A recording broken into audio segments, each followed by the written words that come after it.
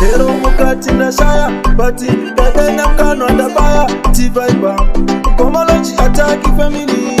Ndakatiza chunuwani mchaya Vanondida banda kuna vanongoti baya Dakuda kuneta vanongoti chimbosaya Bika mafansi angu makaipa Bati vari bono maga maga Vano uga daga tikitaka kunge baka Madamu tamu njava suka Beti siro ya jenja toka njava tuka Dakagara na shiwana Kuti munzira vakasata kuna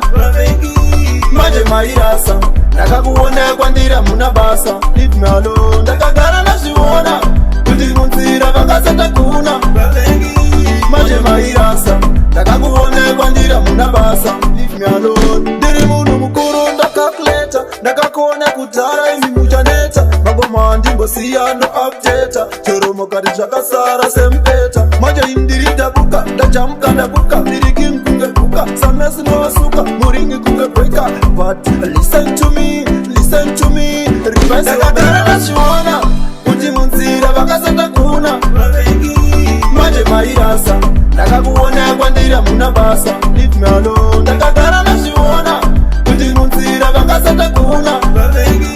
Manje mairasa Ndakakuone kwandira muna basa Leave me alone Ndakatiza chunuwani mchaya Vanondida banda kuna vanongoti baya Dakuda kuneta vanongoti chimbosaya Bika mafansi angu makaipa Bati vari bono maga maga Vano uga daga tikitaka kunge baka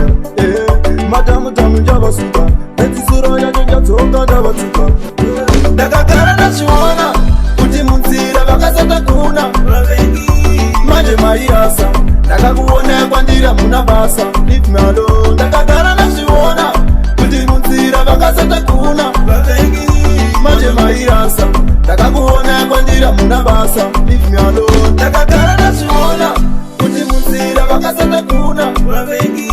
Manje mairasa Ndakakuone kwandira muna basa Leave me alone Ndakagara na shiwana Kuti munzira vakasata kuna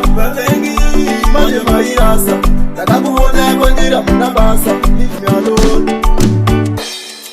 Masasa, you smell